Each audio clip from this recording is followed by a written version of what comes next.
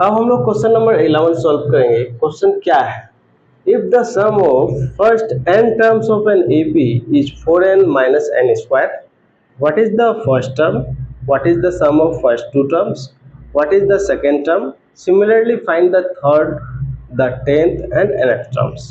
इसमें 6 क्वेश्चंस है। पहला क्या कर रहा है कि सम ऑफ फर्स्ट n टर्म्स का एक फॉर्मूला दिया हुआ है 4n minus n square, उसके आधार पर फर्स्ट टर्म निकालना है, उसके बाद सम ऑफ टू टर्म्स निकालना है, उसके बाद क्या निकालना है, सेकेंड टर्म, फिर थर्ड टर्म, फिर 10th टर्म, फिर nth टर्म्स। देखिए इसको कैसे सॉल्व करते हैं।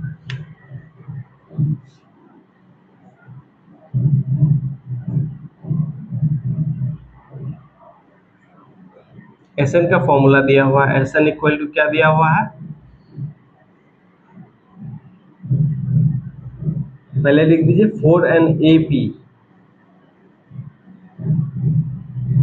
Sn का फॉर्मूला यहाँ दिया हुआ है 4n minus n स्क्वायर, मतलब इस फॉर्मूला के अनुसार Sn निकाल सकते हैं इस AP का सिर्फ। तो फर्स्ट टर्म निकालना है, क्या क्या फाइंड करना है यहाँ एक साथ लिख सकते हैं। टू फाइंड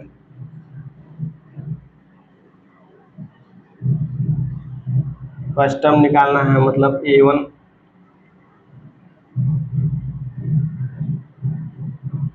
और क्या फाइंड करना है, सम ऑफ फर्स्ट टू टर्म्स मतलब S2, what is the second term means A2, third, 10th and nth term A3, A10 and AN। इस सब का वैल्यू हमको निकालना है। तो देखिए फॉर्मूला के अनुसार A निकालेंगे, फर्स्ट टर्म मतलब S1 का वैल्यू फर्स्ट टर्म के बराबर होगा, A इक्वल टू S1, अब फॉर्मूला में पुट कर देंगे। 4n माइनस n स्क्वायर है तो 4 इंटू n का वैल्यू 1 है, तो 4 1 जा 4, 4 माइनस 1 कितना हो जाएगा 3। सेकेंड क्वेश्चन क्या है, S2 निकालना है हम लोग को। S2 तो n के जगह में 2 रख देंगे, 4 इंटू 2 माइनस 2 स्क्वायर, तो 4 2 जा 8 माइनस 4 कितना हो जाएगा 4। थर्ड पार्ट क्या है, what is the second term मतलब A2 निकालना है। तो A2 का वैल्यू क्या होगा, S2 minus S1,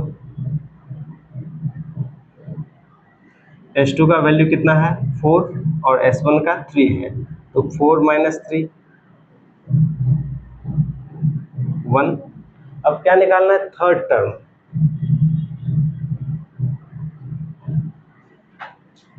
third term के लिए क्या कर सकते हैं, पहले D का हेल्प से इसको फाइंड किया जा सकता है, या फिर S3 माइनस S2 भी कर सकते हैं। S3 माइनस S2 करने पर क्या होगा, S3 का value 4 into 3 minus 3 square, S2 का वैल्यू कैलकुलेट कर चुके हैं 4 है, तो कितना हो जाएगा 4 3 जा 12, 12 माइनस 9 कितना हो जाएगा 3, 3 माइनस 4 करने पर कितना आया -1 आया। अब क्या निकालना है, A10 निकालना है। A10 इज इक्वल टू क्या होगा, S10 माइनस S9। S10 का फॉर्मूला में पुट कर दीजिए, 4 इंटू 10 माइनस 10 स्क्वायर, और इधर S9 के लिए 4 इंटू 9 माइनस 9 स्क्वायर, वैल्यूज में पुट कर देंगे। कैलकुलेट करने पर 40 माइनस 100 कितना हो जाएगा, 40 माइनस 100 माइनस 60, माइनस इसको कैलकुलेट करते हैं, 9 4 जा 36 और इधर 9 का स्क्वायर 81, तो माइनस 81 प्लस 36 करने पर कितना आएगा,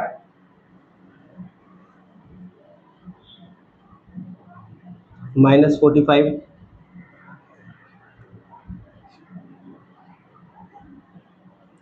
-60 माइनस माइनस प्लस प्लस 45, इस तरह से इसका वैल्यू -15 आया।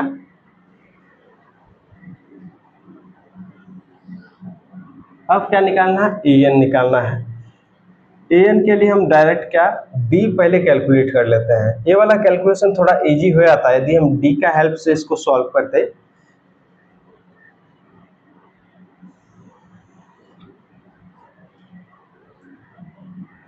d इक्वल टू क्या होगा? a2 minus a1। a2 कितना है?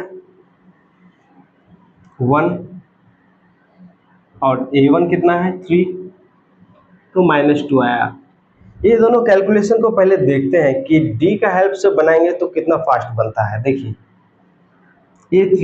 a3 का वैल्यू निकालेंगे a प्लस 2d। a का वैल्यू कितना है? 3 है, प्लस 2d, 2 इंटू डी -4, 3 और -4 -1। उसके बाद a10 निकालेंगे। a10 मतलब a प्लस 9d।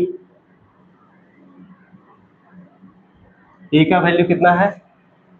3 है, प्लस 9 इंटू डी का वैल्यू जो कि -2 है, तो 3 माइनस 18 इज इक्वल टू -15। अब an का वैल्यू कैलकुलेट कर सकते हैं। an इज इक्वल टू क्या होगा? a plus n minus 1 into D. a का वैल्यू कितना है? 3 है, plus n minus 1 into D. D का वैल्यू कितना है? -2। -2 से मल्टीप्लाई करने पर plus minus minus -2n minus minus plus 5 minus 2n, an का वैल्यू आ गया। तो d का हेल्प से कैलकुलेशन थोड़ा इजी पड़ रहा है। इस तरह से हम इसको बना सकते हैं। देखने में थोड़ा सा लेंदी क्वेश्चन लग रहा है, लेकिन इसको सॉल्व करने पर इजीली सॉल्व कर सकते हैं स्टेप बाय स्टेप।